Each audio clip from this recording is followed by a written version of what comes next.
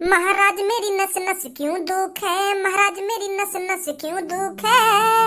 बेगम तेरी रात मरी से दुग्गी शायद तेरी नस चढ़ गई दीख है। इसीलिए तेरी नस दुख है, इसीलिए तेरी नस दुख है। अरे महाराज तुम्हारी आंखों में थोड़ी बहुत शर्म रही है या नहीं रही है? अपने मुंह से कुछ बोलने से पहले एक बार देख भी लिया करो तुम्हारे आगे पीछे कौन खड़ा है कौन नहीं खड़ा। जो मुंह में आ रहा है बोले जा रहे हो बिना किसी को देखे। अरे बेगम इतनी नाराज क्यों हो रही हो? हम दोनों ही तो हैं इस कमरे में। तुम्हारे पीछे सेवक खड़ा है, तुम भूल गई हो क्या? उसपे तुमने मदिरा मंगाई थी और तुम सेवक के सामने इतनी अपमानजनक बातें कर रही हो। अरे सेवक तेरी इतनी हिम्मत जो तुम मेरी और हमारी बेगम साहिबा की बातों को सुनेगा? अरे सुनेगा क्या, तूने तो सुन ली हमारी बातें। अब हमें मजबूरन तेरा सिर धड़ से कलम करवाना पड़ेगा।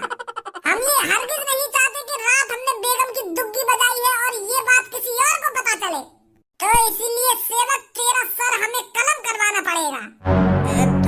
तेरी तो जान आफत में आ गई इनकी बातों ने सुन के। अब कैसे अपनी जान बचाएगा तू? रानी साहिबा खड़ी हुई है और हमारी तलवार लेकर आई है। हम अभी इसकी गर्दन धड़ से अलग करते हैं। का महाराज मोते कह रहे हो हलवा लाने की? पर हलवा की तो तुमने मोते कही नहीं, तुमने तो मोते यूं कही के मदिरा ले गई हो। मेरे को आध घंटा पहले बता देते कि आपको हलवा बनवाना है तो मैं हलवा बनवा देता और आपको लिया था हलवा। अरे सेवक मैं तेरे से हलवा नहीं मांग रहा हूँ, मैं अपनी बेगम से कह रहा हूँ तलवार लाने के लिए। हाँ हलवा बनवा देता मैं तुमको, पर तुम एक बार मेरे को बताते तो सही। बुद्धि खराब क्यों कर रहा है तू सेवक? अब तू अपने महाराज का मूड खराब कर रहा है। ये बता तूने हमारी रानी साहिबा की दुग्गी वाली बात सुनी है या नहीं सुनी? ना महाराज हमारे पास ना है एक भी भेड़ बकरिया। अगर हमारे पास भेड़ बकरिया होती तो मैं तुम्हारे पास काहे को नौकरी करता। पहले हती हमारे पास भेड़ बकरिया, पर अब एक भी बकरिया ना है। तुम्हारे राजमहल से हमारा खर्चा पानी चल रहा है। तो अब मेरी बात समझ में ना आ रही का? मैं कुछ और बोल रहा हूँ और तू कुछ और बोल रहा हो, तो मेरी बात समझ में ना आ रही का? मैं क्या बोल रहा हूँ क्या ना बोल रहा? तेरे कान बहरे हैं का? महाराज जी कर क्या है मैं टट्टी, बिना टट्टी करे राजमहल में कैसे आ जाऊंगा मैं? अब तुम्हें सोचो मैं बिगड़ टट्टी करे आता और तुम मुझे मदिरा मंगाते और मुझे टट्टी लग जाती तो फिर मैं अपनी टट्टी संभालता या तुम्हारी मदिरा संभालता?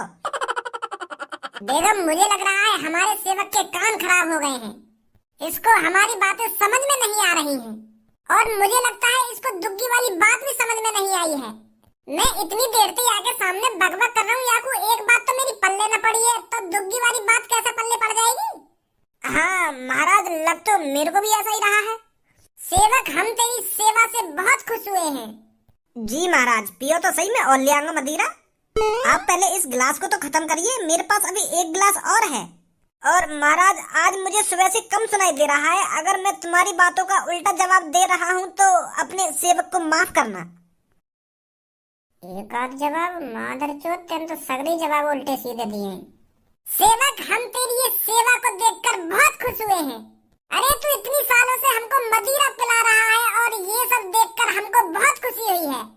महाराज तेरी सेवा पानी को देखकर बहुत खुश हुए हैं, तो इसलिए आज महाराज तेरे को पूरे 1000 सोने की मुद्रा देना चाहते हैं। का महाराज सच में 1000 सोने की मुद्रा है? मादर चोद यही चीजें तो देखना चाह रहा मैं तेरी है। नहीं भैरव आदमी भी इतने उल्टे सीधे जवाब ना देगा जितना तू दे रहा है। महाराज जी का चूतिया बनाएगा तू? अरे महाराज के सामने बहरे होने का नाटक करता है।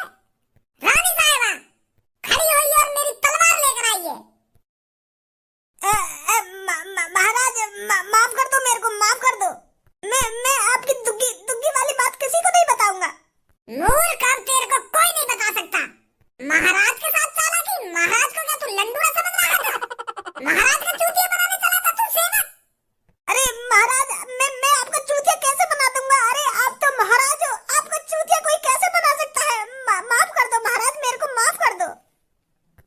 हमारे महल में माफीनामा नहीं होता और जो तूने महाराज और बेगम की बात सुनी है तो तेरे को जिंदा छोड़ने का तो कोई सवाल ही पैदा नहीं होता। महाराज अपने सेवक पर भरोसा कीजिए, मैं किसी को नहीं बताने वाला कि कल रात आपने महारानी की दुग्गी बजाई है। और महाराज इसमें इतनी गुस्से होने वाली बात कौन सी है? आपकी महारानी है तो आप महारानी के साथ कुछ भी कर सकते हो। आप महारानी की दुग्गी भी बजा सकते हो और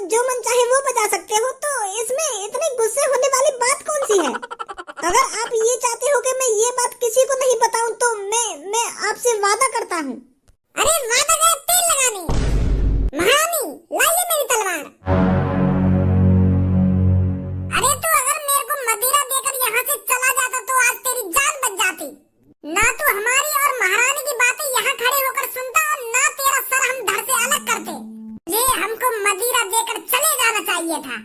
महाराज अगर तुम मेरे को मारना ही चाहते हो तो आप अपनी सेवक की एक इच्छा पूरी नहीं कर सकते। बस आप मेरी एक इच्छा पूरी कर दीजिए, मैं खुशी खुशी आपकी तलवार के नीचे आ जाऊंगा। बता फिर क्या इच्छा है तेरी। महाराज तेरी एक इच्छा तो पूरी कर ही सकते हैं। महाराज मेरे भी बालक बच्चे हैं तो मेरे को बीच सभा में मारिए और उन्हें सब कुछ बताकर मारिए कि मैंने क्या गुनाह किया है और मुझे किस बात की सजा मिल रही है। गाड़ू बिल्कुल लंडूरे समझ रहा होगा मुझको तो। अरे मैं बीच सभा में अपनी महारानी की यूं बात बता दूंगा कि कल रात मैंने महारानी की दुग्गी बजाई तो यूं बात पूरे महल में पता पड़ जाएगी। अभी तक तो वही बताओ यूं बात फिर तो पूरे महल में पता पड़ जाएगी। फिर हमारी रानी साहबा की क्या इज्जत रह जाएगी। चूतिया समझ रहा हूँ मैं कोई नहीं मर ले कमरा में चुप। अरे महाराज आप मेरी एक इच्छा पूरी नहीं करोगे। आपने कभी भी जिसका सिर कलम किया है उसकी एक इच्छा जरूर पूरी करी है आपने, तो अपने इस ईमानदार सेवक की एक इच्छा पूरी नहीं कर सकते आप। महारानी का करो जाए या ने तुम्हें फंसा दिया। महाराज तो ऐसा करते हैं, अभी हम आज रात सोचा विचारी करते हैं इसके साथ क्या करना है क्या नहीं करना। अभी फिलहाल इसको कारावास के अंदर डलवा दीजिए। सैनिकों जल्दी यहाँ पर आओ और इस सेवक को कारावास के अंदर डाल दो।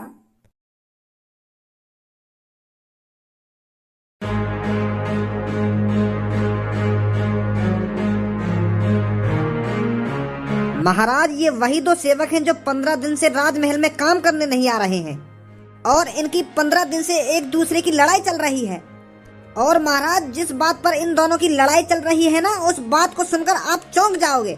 इनमें से काली मूंछ वाले का कहना है कि इसकी पत्नी का चक्कर इस बुड्ढे से चल रहा है, तो इसी बात को लेकर इन दोनों में 15 दिन से विवाद चल रहा है, इसलिए ये राजमहल में काम करने नहीं आ रहे हैं। तो महाराज इनके बीच में जो विवाद चल रहा है उस विवाद को जल्दी दूर कीजिए ताकि ये जल्दी राजमहल में काम करने आए।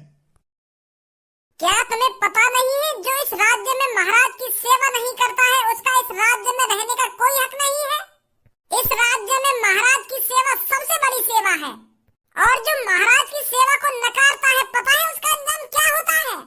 10 साल काल कोठरी की सजा। बताइए 15 दिन से राजमहल में आप क्यों नहीं आ रहे थे। मेरे महाराज मैं आपका सेवक हूँ और जिंदगी भर आपका सेवक ही रहूंगा। अरे मैं तो आपके चरणों में आपकी सेवा करते करते बूढ़ा होकर मरना चाहता हूँ, पर महाराज मेरे साथ जो हुआ है उस बात को मैं अपने मुंह से कैसे बताऊं। अरे मैं तो रोज आपके महल में आपकी सेवा करने आता रहा और ये बुढ़ा मेरे पीछे मेरे घर में मेरी बहू की सेवा कर रहा था। महाराज इसका मेरी बहू से चक्कर चल रहा है और ये बुड्ढा रोज रात को मेरे घर पे आया करता था और मेरी बहू के साथ छेड़ाखानी करके चला जाया करता था। छेड़ाखानी मतलब? छेड़ाखानी भी कई तरीका की होती है, जैसे किसी महिला का पल्लू खींचना या उसका हाथ पकड़ना या उसकी टांग पकड़ना। छेड़ाखानी बहुत तरीका की होती है। तो तू मेरे को ये बात बताना छेड़ाखानी किस तरीका की थी। वो महाराज मैं किस मुंह से बताऊं आपको। महाराज के सामने ज्यादा बकचोदी मत कर, साफ साफ बता क्या हुआ है। किस तरह की छेड़खानी हुई है तेरी बहू के साथ। इतना टाइम नहीं है मेरे पास जो तुम्हारी बातों को सुनता रहूं। बता जल्दी क्या हुआ है। महाराज जब मैं राजमहल में काम करने आया करता था तो ये मेरे से पीछे मेरे घर पे जाता था और ये बुढ़ा मेरी बहू की दुग्गी बजाया करता था। अच्छा तो दुग्गी का चक्कर है। कितनी बार तेरी बहू की दुग्गी बजाई है इसने और तुझे क्यों लगता है ये तेरी बहू की दुग्गी बजा रहा है। क्या तूने अपनी बहू के साथ इसको कुछ गलत करते देखा है या बस अंदाजा ही लगा रहा है। क्या तुझे पक्का यकीन है ये तेरी बहू की दुग्गी बजा रहा था। अरे एक बार इस बुड्ढे की शक्ल तो देख ले। ये 80 साल का बुड्ढा है। 80 साल का बुड्ढा क्या तेरी बहू से इश्क लड़ाएगा। अरे इसकी तो कब्र में जाने की उम्र है, कब्र में जाने की। क्या तुझे लगता है इसकी दुग्गी बजाने की उम्र भी बची है। तो साफ साफ बता क्या बात है। क्यों तू इस बुड्ढे पर इतना बुरा इल्जाम लगा रहा है। महाराज मैं इल्जाम काहे को लगा रहा हूँ। यूँ रात को मैंने अपने घर से बाहर निकलता हुआ देखो है। अब तुम्हें बताओ रात को ये मेरे घर में क्या करने आए हो। मैं तो खराटे भर के सो रहा था और मेरी बहू और ये जाग रहे थे। तो आधी रात में मैं सो रहा था और ये और मेरी पत्नी जाग रहे थे, तो दुग्गी ही बाजी होगी ना टाइम पे।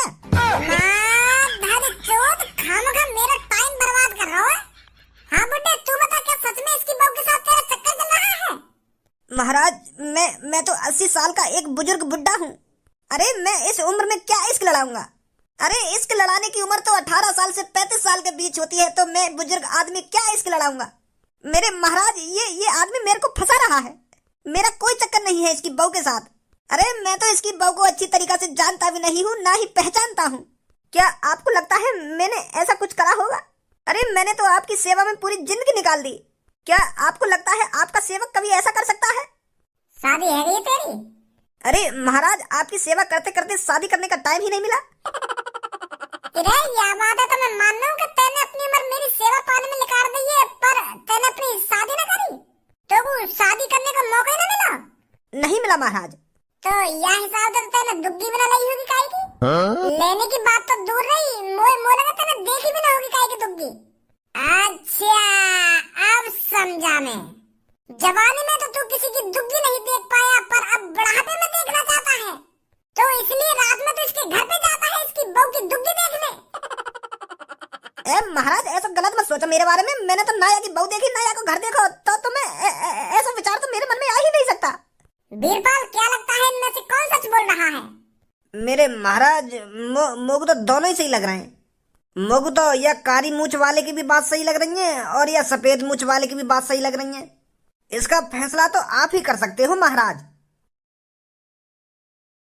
मुझे तो इस काले मूछ वाले की बातें सही लग रही हैं। जब ये बुड्ढे ने अपनी पूरी जिंदगी में काहे की ना दुग्गी देखी है ना दुग्गी बजाई, तो बुढ़ापे में यहाँ का मन कर आया हूँ। यूँ सोच रहा हो कि मरने से पहले एक बार दुग्गी का स्वाद चखता ही चलूं, तो इस बुड्ढे का चक्कर चल रहा होगा इसकी बहू से। अरे महाराज, इतना गलत इल्जाम मत लगाइए मुझ पर। अरे मैं कह तो रहा हूँ, मैंने इसकी न बहू देखी है ना इसका घर देखा है। अरे मुझे तो ये बात समझ में नहीं आ रही है, ये मुझ पर इतना घटिया इल्जाम क्यों लगा रहा है? अरे मैं तो अपने घर में अकेला रहता हूँ। मेरे पे 5 बीघा जमीन है और बड़ी मुश्किल से मैं उसमें अनाज उगा पाता हूँ। अरे कुछ दिन की मेरी जिंदगी बची है, तो मैं इतनी बुरी हरकत क्यों करूँगा? क्या 5 बीघा जमीन है तोपे? हाँ महाराज। और काली मूछ तोपे के बीघा जमीन है? मोपना महाराज, 1 बीघा जमीन। सतना यू या बुड्ढे की जमीन हथियाना चाहते हो? यू सोच रहे हो कि या बुड्ढे पर झूठा इल्जाम लगा कर या को काल कोठरी में डलवा दूं और या के खेत में हड़प लूं? मोको तो ऐसे ही चक्कर लग रहा है। झूठ बोल रहा है तो बुड्ढे, तेरा चल रहा होगा इसकी बहू के साथ चक्कर। मैं तेरे को हुक्म देता हूँ, जितनी भी तेरे पास जमीन है वो जमीन अब इसके नाम कर दी जाएगी और तेरे को पूरी उम्र भर जेल में छपना पड़ेगा। दुग्गी बजाएगा दुग्गी, इसके लड़ाएगा बुड्ढा इश्क। बहुत बहुत शुक्रिया महाराज, बहुत बहुत शुक्रिया। अरे तुमने तो मेरी मुंह की बात छीन ली।